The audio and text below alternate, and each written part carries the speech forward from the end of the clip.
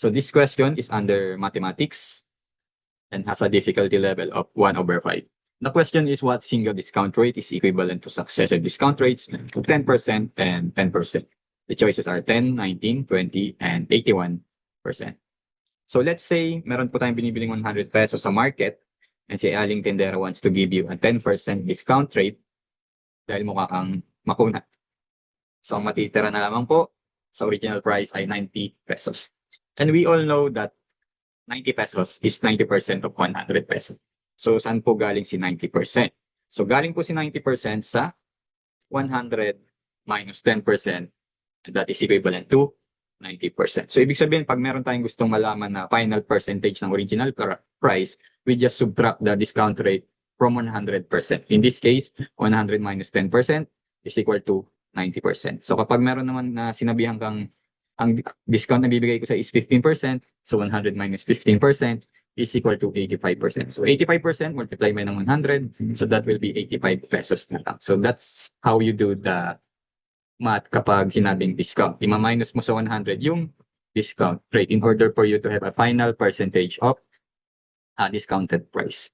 So i-convert lang po natin 90% into decimals, so that will be 0.9.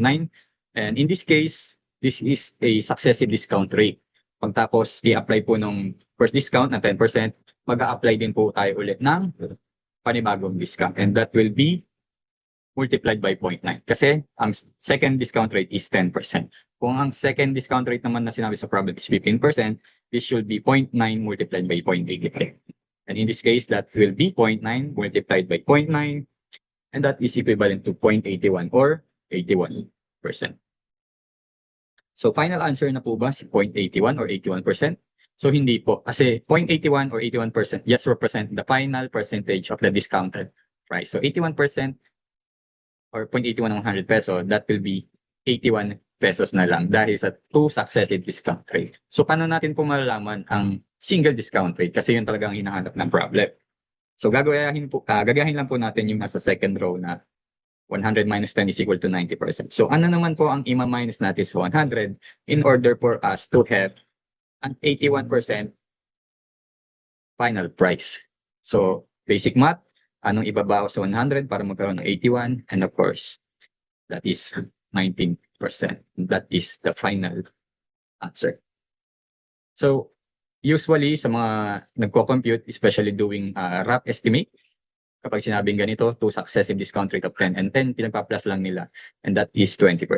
So okay lang yun kung rough estimate, especially pag walang dalang calculator or doing mental math. But in this case, nasa board exam, and this should be an accurate computation, especially engineer ka.